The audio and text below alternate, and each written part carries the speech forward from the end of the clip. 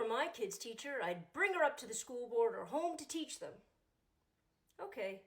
Jim, question for you before we get too deep into this TikTok, because I don't think it's going to go the way you think it was going to go. Number one, when you say kids here, you use an apostrophe S. Excellent, showing ownership, but that's just indicating one kid. You then switch to her, and then over here you switch to them.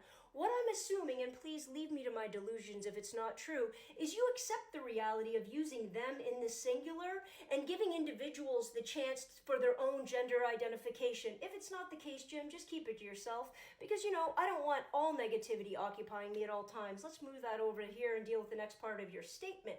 You want to take me to the school board? Do you, Jim? Take me. Let's go. And when you get there and you realize the majority of people standing in the room actually admire my educational philosophy and intellectual drive, you can say hi for me, Jim. And you know what? Maybe I'll send you some headshots and you could just hand them out for me, because I simply can't get to all the places where people actually like what I have to do. Can we go to the last part, Jim? For this last part, can you do me a favor, hon? Can you go to the bathroom? And I want you to be looking at the mirror, in the mirror, at your own reflection for this, because this is where some self-reflectivity is going to come into play. Think of it as free therapy. Okay, so please, are you in the bathroom? Are we good? Okay, here we go. Homeschooling.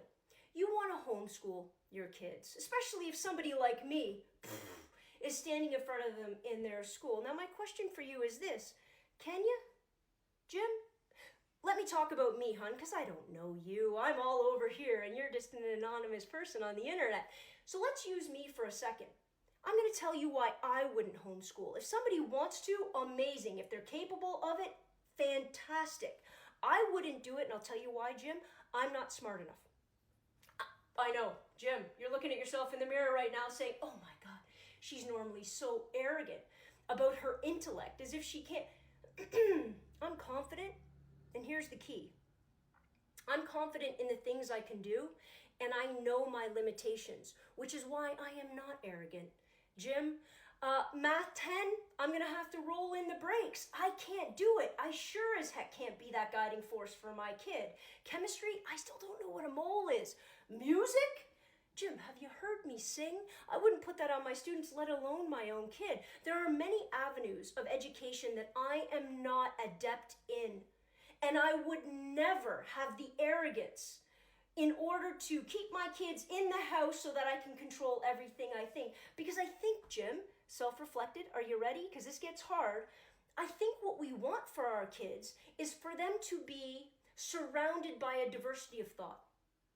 We want them to debate. We want them to critically analyze. We want them to develop research skills and intellectual capacity so that they can step out into this world and they can take all it has to offer in its entirety and become better people, become smarter people, become more progressive people, and change the world for the better.